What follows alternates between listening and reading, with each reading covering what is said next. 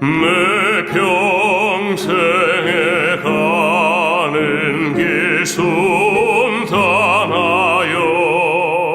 늘 잔잔한 강 같은지 큰 풍파로 무섭고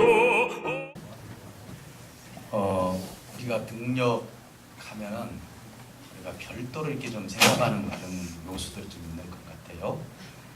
그런데 오늘 이제 말씀을 통해서 평안이 얼마나 큰 능력인지를 우리가 깨닫게 된다면은 예수님이 가지고 계신 이 평안이 세상에서 말하는 평안이 아니구나 라는 것을 저와 여러분들이 더 깊이 깨닫는 역사가 있을 줄 믿습니다. 예수님은 이 땅에 사시면서 많은 능력을 행하셨습니다. 특별히 죽은 자를 살리고 병든 자를 고치고 또 오병이어를 통해서 수많은 사람들을 먹이고, 그래서 아마 가시적으로 놓고 봤을 때 예수님의 이 행적이 얼마나 큰 행적을 이루어 주셨는지를 말씀을 통해서 우리가 알 수가 있습니다. 그런데 우리는 대부분 보면은 능력하면은 이렇게 예수님께서 병 고쳐주시고 그리고 오병이어 기적을 통해서 죽은 자가 또 살아나고 우리 문제가 해결되고 이런 부분들이 능력이다. 물론 그것도 능력이죠. 아주 큰 능력입니다. 그러나 오늘 본문 말씀을 통해서 제가 느꼈던 것은 뭐냐면은 저는 처음으로 느꼈거든요. 이 느낌은요. 예수님께서 공생 기간이 3년인데 그 3년의 기간을 쭉 놓고 보면은 그 병든 자나 이적과 기적을 점점 행하면서 나중에 끝부분에 가서 이제는 죽음이라는 것을 맞이하게 되는데 십자가의 그 고통이 다가오기 전에 하나님께서는 우리가 생각했던 가시적인 능력을 행사하지 않습니다. 그런데 오늘 본문 말씀에 보니까 무엇이 능력이라고 우리 주님 말씀하시냐면은 내가 가지고 있는 평안이 너에게 임했을 때 그게 능력이 된다. 이렇게 말씀하고 계시더라고요. 참 놀라운 일이죠. 그래서 우리는 하나님 앞에 예배하고 신앙생활을 할 때 대부분 우리 많은 기대를 하면서 신앙생활을 하게 됩니다. 물론 우리의 문제도 해결이 돼야 되겠고 병든 몸이 고쳐져야 되겠고 내가 가지고 있는 모든 소원이 이루어져야 되겠지만은 그러나 우리의 초점이 과연 어디에 맞춰져 있느냐가 중요하다는 사실을 여러분들이 명심해 주시기를 주님으로 축복합니다.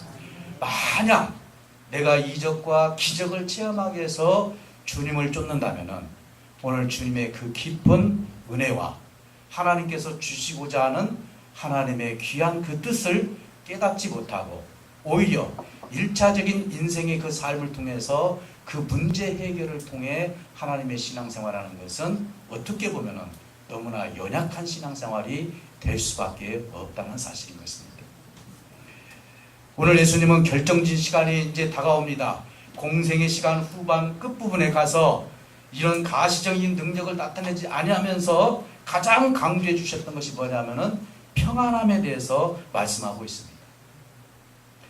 즉 평안이 능력임을 말씀하고 계신다 이 말이에요. 우리가 생각하는 그 흔한 능력, 가시적이고 파괴적이고 어떻게 보면 예수를 믿게 하기 위해서 갑과 을이 생겨서 이런 능력이 있으니까 네가 예수를 믿어라 이렇게 하면서 하나님께서 주시는 이 능력도 능력이겠지만은 우리 예수님이 무르익으셨을 때는 이 가시적인 것보다도 평안함을 누리는 것이 얼마나 큰 능력인지를 말씀하고 있는 거예요. 오늘 본문 말씀은요, 마가의 다락방에서 이제 예수님께서 그들에게 교훈을 하시면서 제자들에게 말씀하시면서 겟세마네 동산으로 향하면서 말씀해 주셨던 거예요. 그러니까 십자가의 죽음이 얼마 남지 않은 시간이었습니다. 그래서 우리 주님은 이 고난이 시작되는 가운데서 어떻게 보면은 굉장히 불편한 시간이고 고통이 다가오는 시간이고 어떻게 보면 십자가를 지기가 너무 힘든 시간이 다가옴에도 불구하고 우리 주님이 강조했던 것은 뭡니까? 평안함입니다. 내가 너희에게 평안함을 끼치노니, 그러면서 내가 주는 평안함은 세상이 주는 평안함이 아니라 내가 주는 평안함은 정말 어느 누구도 세상도 허물을 수 없는 평안함이라고 말씀하면서 앞으로 성령이 임하게 되면은 너희들이 모든 것을 생각나게 하시고 그리고 듣게 하실 것이다. 내가 행했던 모든 행적들이 왜 그렇게 행했는지 성령을 통해서 깨달을 날이 올 것이다. 그러니 그때 평안함을 누렸으면 좋겠다. 그리고 내가 이 말을 하는 것은 내가 이 일이, 여기서 말하는 이 일이라는 것은 십자가의 죽음이 후에 예수님께서 말씀하신 것이 왜 그렇게 말씀하셨는지를 깨닫게 하기 위해서 내가 미리 너희에게 일러두는 것이다 라고 말씀하고 있는 것입니다. 사랑하는 성도 여러분, 성령을 통해서 생각하고 가르치고 내가 가지고 있는 평안을 주겠다고 말씀해 주셨는데, 보통 사람들은 우리가 생각할 때 평안함을 어디서 찾습니까? 세 가지를 통해서 성경에서 말씀하는데 평안함을 찾고 있다 이렇게 말하고 있습니다. 첫째는 육신의 정욕입니다. 두 번째는 안목의 정욕입니다. 세 번째는 이생의 자랑입니다. 많은 보통 사람들, 특히 우리 크리스찬들은 제대로 신앙생활을 한다면은 이 육신의 정욕, 안목의 정욕, 이생의 자랑에서 평안함을 찾는 것이 아니라 하나님이 주시는 그 평안함을 통해서 인생을 영위나갈 수 있는 축복이 저와 여러분들에게 반드시 있을 줄 믿습니다. 많은 사람들은 세상에서 오는 것을 통해서 이것을 통해서 평안함을 누리려고 합니다. 이런 평안함은 잠시 있다가 없어지는 것들이라고 말씀합니다.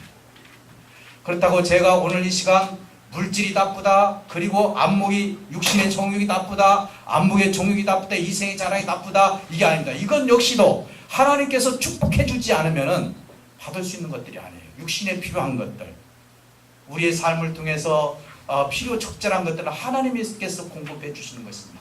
그러나 평안함이라는 것은 그곳에서 오는 것이 아니라고 주님은 말씀하고 있습니다. 모든 것이 자기 소원대로 이루어지면은 대부분 사람들은 내 생각은 평안하다, 내 뜻대로 이루어졌습니다. 먹고 사는 문제, 자식의 문제, 그리고 내 건강의 문제, 이런 문제만 해결되면은 나는 평안하다 이렇게 생각하시는 분들이 많습니다. 물론 평안합니다. 그러나 주님이 저와 여러분들에게 주시고자 하는 평안함은 그런 평안함이 아니에요. 주님이 평안함은 어떤 평안함입니까? 어떤 고통 속에서도 하나님의 평안함을 누렸고, 더더군다나 죽음과 그리고 또 싸우면서, 원수들과 싸우면서, 그리고 돌에 맞아서 쉽게 말해서 죽을 뻔한 사건 속에서도 그분은 평안함을 잊지 않았어요. 평정심을 잊지 않았다 이 말입니다. 그러면서 내가 가지고 있는 평안함을 너에게 주기로 합니다. 자기 가치로 삶을 살아가는 사람들. 그래서 어떻게 보면 자기 가치가 이루어졌을 때 그 소욕에 대해서 그 소욕 때문에 행복하다, 평안하다라고 느끼는 사람들이 이 땅에 얼마나 많이 있는지 몰라요. 우리 주님은 부자도 가난한 자도 다 하나님 나라 들어갈 자격이 있다고 말씀합니다. 그러나 부자가 하나님 나라 들어가는 것이 낙타가 바늘구멍으로 들어가는 것보다 더 어렵다 이렇게 표현했어요. 왜 그렇습니까? 여기서 시사하는 건 뭐냐면 부자가 그것을 통해서 평안하다 할 때 그 영혼이 죽을 수밖에 없기 때문에 그렇습니다. 그러나 매번 말씀드리지만 거룩한 부자들 되시길 주님의 축복합니다. 그러면 낙타 바늘구멍으로 들어갈 필요가 없어요. 정말 하나님이 주신 재물을 내가 주님을 위해서 쓰고 정말 이게 무슨 의미인지를 알고 쓴다면 아무리 부자라 할지라도 그는 하나님의 그 옆자리에, 쉽게 말해서 하나님의 자리에 1층천이 됐든 2층천이 됐든 3층천이 됐든 어느 위치에 있든지 간에 하나님은 저와 여러분들을 불러주실 줄 믿습니다. 사랑하는 성도 여러분, 소욕이 지배하는 삶이 평안하다. 그래서 내가 가지고 있으면 평안하고 이것을 놓치고 없으면 불편한 거예요. 그래서 많은 사람들은 부한 삶을 살려고 노력을 합니다. 그래서 이것만 있으면 행복할 것 같고 이것만 있으면 평안할 것 같습니다. 물론 그것은 잠시 동안 우리에게 줄 수 있는 소욕들입니다. 그래서 나중에는 이기주의적인 그런 삶으로 변질될 때가 많습니다. 내가 가지고 있는 것 남에게 뺏겨서는 안 된다. 내가 있어야만이 행복하고 내가 가지고 있어야만이 평안하기 때문에. 그래서 하루는 예수님께서 그런 말씀하시지 않습니까? 어떤 농부가 나는 배를 두드리면서 평안하다. 우리 창고에다가 먹을 것 양식을 몇 년치를 쌓아놨으니까 평안하다. 평안하다 그렇게 얘기를 합니다. 그때 주님께서 뭐라고 말씀하십니까? 오늘 너의 영혼을 불러가면 그것이 누구의 것이 될 것이냐라고 여쭤봤습니다. 필요한 것들이지만 예수님들은 어디에 초점을 맞춰야 될지를 지금 말씀하고 있는 것입니다. 빌보스에서 하나님의 평안이 너에게 있으면 뭐와 무엇을 지켜준다 했죠? 마음과 생각을 지켜줄 것이다. 가난하다고 마음이 흔들리고 부하다고 마음이 흔들리고 생각이 흔들리고 생각이 이리 가고 저리 가는 것입니다. 하나님이 주시는 평안은 마음과 생각을 지켜주시는 것이라고 말씀하고 있기 때문에 그렇습니다. 본문 26절에서 나의 평안을 너에게 주겠다 이렇게 말씀하고 있습니다. 나의 평안을 너에게 주겠다. 어떤 특별한 평안을 너에게 주겠다가 아니라 내가 가지고 있는 평안을 너에게 주겠다 이렇게 말씀하고 있습니다. 예수님은 33년의 삶을 살면서 평안한 삶을 살았습니다. 그분이 염려하고 두려우면은 우리 주님의 입술을 통해서 염려하지 마라, 두려워하지 마라 그 말씀 못 옵니다. 왜 그 말씀 할 수 있는 자격이 있죠? 그분 자체가 염려하지 않았고 두려워하지 않았기 때문에. 그러니까 염려하지 마라, 두려워하지 마라. 결정적으로 뭘 가지고 계신다는 것입니까? 하나님이 주시는 평안함을 가지고 계신 분이 누구예요? 예수님이라는 것입니다. 오늘 참 돌에 맞을 뻔한 사건, 무시당한 사건, 변론을 통해서 내가 하나님의 아들이라고 얘기했던 사건, 이런 사건 속에서도 우리 예수님은 평안함을 누렸습니다. 그런데 이 당시 이 얘기하기 전에 앞으로 일어날 미래에 대해서도 하나님 말씀, 우리 주님은 알고 계십니다. 뭘 알고 계시죠? 가룟 유다가 나를 팔아먹을 것이라는 것도 알고 계시고, 그리고 베드로가 나를 3번 부인할 것이라고 또 알고 계셨어요. 그러면 우리 인간적으로 한번 생각해 보시기 바랍니다. 내가 저 사람에 대해서 생각을 알고 저 사람이 앞으로 나한테 무슨 피해를 끼칠 것이다 라고 생각했을 때 과연 저와 여러분들은 평안함이 오겠습니까? 예수님은 이 선까지도 넘으셨어요. 나를 팔아 넘길 제자가 있습니다. 정말 나는 죽어도 배반하지 않겠다고 했던 베드로가 네가 나를 3번이나 부인할 것이라고 우리 주님 말씀하셨는데, 이런 가운데서도 우리 예수님은 평안함을 얘기합니다. 여러분, 내가 불편함이 있고 어려움이 있고 내 주변에 어떤 사람이 나를 불편하게 하게 된다면요, 평안함을 잊어버릴 수가 있어요. 근데 하나님이 주시는 평안함은 어떤 평안함입니까? 그가 나를 그렇게 할지라도, 그가 나를 서운하게 할지라도, 그가 나를 배반한다 할지라도 우리 하나님의 사랑으로, 하나님의 평안으로 본다면 그 역시도 그에게 평안함을 줄 수 있는 삶이 저와 여러분들에게 있어야 될 줄 믿습니다. 어떤 분은 그래요. 내가 신입니까? 아닙니다. 우리 주님은 너는 나와 같은 삶을 살라고 말씀하시기 때문에 우리 주님이 나에게 평안함을 주셔서 그 평안함을 성령을 통해서 받게 된다면 어떤 사람이든지 저와 여러분들은 수용할 수 있는 능력이 있을 줄 믿습니다. 이 사람은 불편하고 저 사람은 평안하고 이게 아니라 어떤 사람이든지 다 평안함 가운데 우리 예수님의 사랑으로 극복할 수 있는 능력이 저와 여러분들에게 있을 줄 믿습니다. 요한일서 4장 18절에 보니까 뭐라 했냐면 평안함을 누릴 수 있는, 줄 수 있는 이유가 뭐냐? 우리 주님이 평안함을 우리에게 줄 수 있는 이유가 뭐냐? 요한일서 4장 18절에 보니까 사랑 안에 두려움이 없다 이렇게 말씀하고 있습니다. 여러분, 내 자식이 불구덩이 속에서 빠져서 죽게 되면은요, 부모라면 들어가더라고요. 왜 들어갑니까? 예? 사랑하기 때문에. 우리 그런 사건들 보지 않습니까? 내 자식이 물에 빠져서 막 갈 때 아버지가 뛰어들어가고 어머니가 뛰어들어가서 그 식구들이 다 죽은 일도 있지 않습니까? 이게 어떤 이유입니까?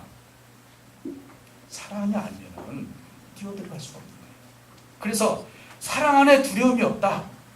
우리 예수님은 사랑 그 자체이시기 때문에, 우리 하나님은 사랑 그 자체이시기 때문에 사랑 안에 두려움이 없다라고 우리 주님이 말씀하신 것입니다. 뿐만 아니라 사랑은 어떤 능력보다도 강한 능력을 가지고 있다. 이렇게 말씀합니다. 사랑은 어떤 능력보다 강한 능력입니다. 우리가 젊었을 때, 지금도 저 젊지만은요, 젊었을 때 기도하면서 하나님 앞에 뭘 달라고 기도했냐면, 하나님, 이 가정에 가면은 글씨로 이 가정에 필요한 말씀 딱 띄워주십시오. 찬송가 몇 장, 말씀 몇 장. 아무리 기도해도 안 주시고, 하나님, 손만 대면은 막 병든 자가 고침을 받게 해주시옵소서. 안 주셔. 모르겠어요. 제가 안수했는가 나았다는 분도 있더라고요. 모르겠어요. 하나님께서 그때 믿음으로 하면 낫겠죠. 근데요, 제가 깨달은 것이 뭐냐, 오늘 말씀이 가장 큰 능력이 사랑이라는 것을 깨달았어요. 사랑은 어떤 사람의 마음도 다 녹일 수가 있더라고요. 여러분, 어떤 강박한 사람이라 할지라도 하나님의 사랑이 그 속에 들어가게 되면은요, 다 녹아서 하나님의 사람으로 변화될 줄 믿습니다. 사랑하는 성도 여러분, 그래서 예수님의 제자들이 배반하고 억울한 일이 있고, 우리 예수님 봤을 때 저놈들 내가 그렇게 가르쳐 놨는데 세상에 배반을 해? 세상에 은 30에 나를 팔아? 이게 아닙니다. 예수님은 거기에 관심도 갖지 않았습니다. 왜? 평안 그 자체이기 때문에. 그래서 예수님은 그 모든 것들을 종식시켜버리고 능력을 통해서, 사랑의 능력을 통해서 평안함을 그들에게 보여주는 장면을 보게 됩니다. 예수님은 제자들이 떠나고 철저히 혼자 고립이 됐습니다. 얼마나 이롭겠습니까? 사실 잡혀갔을 때 많은 사람들이 이제는 십자가에 못 박아라, 죽여라 이렇게 했을 때 얼마나 고립된 삶을 통해서 힘들었겠습니까? 그러나 우리 주님은 십자가에서 희생과 용서를 다 감당하시면서 사랑의 능력을 나타냈습니다. 그러면서 평강을 소유할 수 있는 그런 우리 주님이 되었습니다. 예수님은 부활 후에도 요한복음 20장 19절에서 21절에 보니까 두 번에 뭐라고 얘기를 하시냐면은 너희에게 평강이 있을지어다. 또 너희에게 평강이 있을지어다. 이렇게 말씀합니다. 여러분, 제일로 강한 사람이 어떤 사람은 요동칠 때 그냥 마음이 움직이지 않고 가만히. 저 언뜻 이 얘기를 들었었던 우리 군산에도 한번 지진이 일어났잖아요. 지나가는 말들은 내가 지금 그 생각이 나서 누구라고 얘기를 하지는 않겠는데 막 드드드 이렇게 지진이 났었잖아요. 근데 막 자녀들하고 안사람은 빨리 나가자고 하는데 한 남편은 뭐 그렇게 술들 같더냐고 그래서 화장실에 그냥 그대로 앉아 계시다고 그래요. 참 평안합니다. 그런 가운데서도 그렇게 볼일도 보시고. 여러분, 어떤 어려움 속에도, 풍랑 속에서도 그렇지 않습니까? 정말로 움직이지 않아. 정말 나에게 오는 많은 요구, 풍랑, 손가락질, 아무리 예수님이 그랬다 할지라도 평안을 잊지 않았다.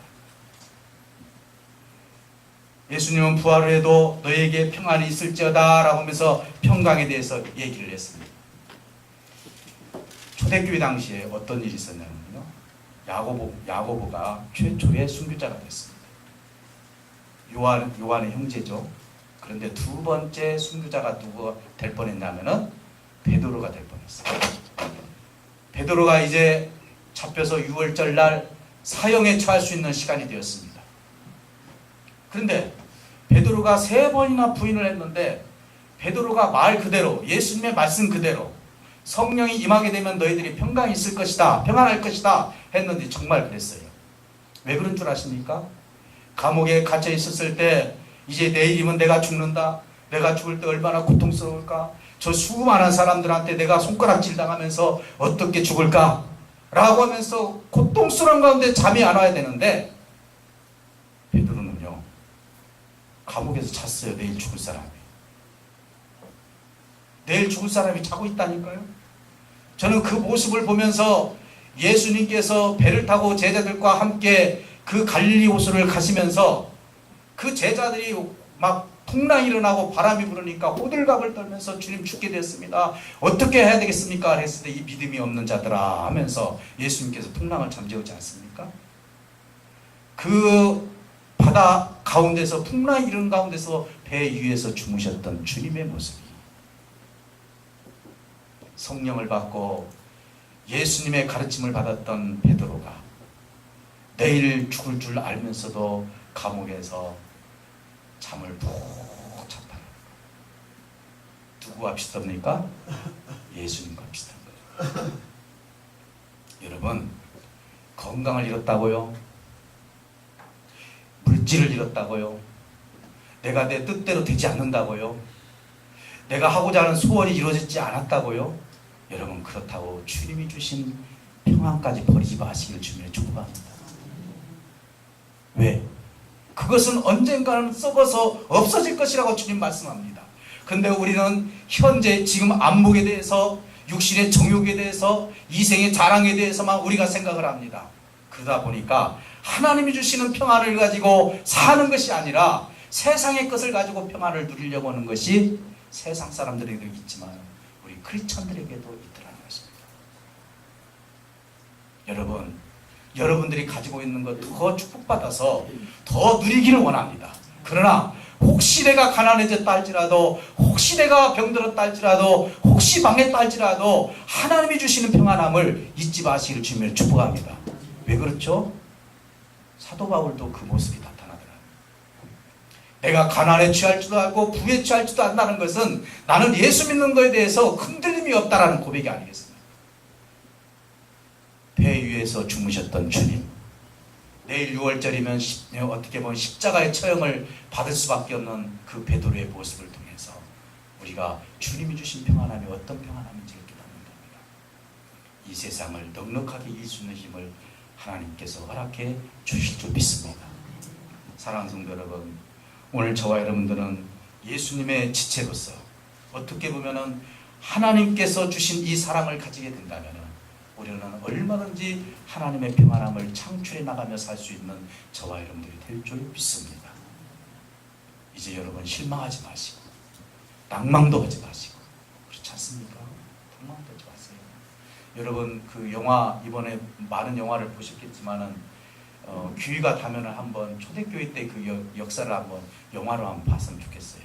로마 시대 때 크리스찬들이 당했던 사건들, 아주 도리객감으로 죽지 않습니까? 사자를 굶주림에 처해가지고 크리스찬들, 믿는 자들을 갖다가 원형 경기장에다 넣어놓고 실질적으로 있었던 일입니까?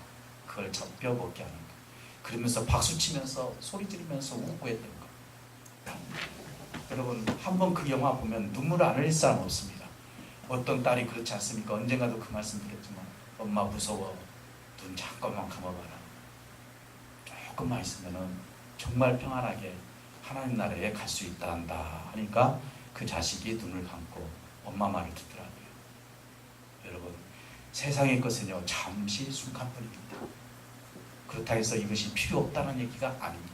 그러나 정말로 저와 여러분들이 어떻게 그 주님의 뜻을 이루어야 될지, 그것은 바로 주님께서 주신 그 은혜, 평안함을 누리면서 이 땅에서 살아갈 때 하나님은 우리에게 그 사랑의 열매를 통해서 아버지의 큰 뜻을 이룰 뿐만 아니라 넉넉하게 평안함으로 누구든지 이길 수 있는 힘과 능력이 저와 여러분들에게 있을 줄 믿습니다. 시간과 공간을 초월해서 임하신 우리 성령님을 통해서 듣게 하시고 생각나게 하셨던 이 모든 것들, 우리 주님은 이 어려운 가운데서도 성령의 도움이 이렇게 있었구나. 그리고 우리가 이 땅에서 어떻게 살 것인지 성령께서 도우시니 이 땅에서 아버지께서 주신 평안함, 세상과 다른 그 평안함, 이 평안함을 가지고 담대하게 이 땅에서 살아갈 수 있는 저와 여러분들이 되어서 가장 큰 능력, 그것은 정말로 어떤 어려움 속에서도 평안함을 누리는 것이 가장 큰 능력이라는 사실을 믿으시고 오늘 실망하지 마시고 낭망하지 마시고 주님의 큰 뜻을 이루어갈 수 있는 저와 여러분들이 되시기를 주님의 축복합니다. 기도하겠습니다.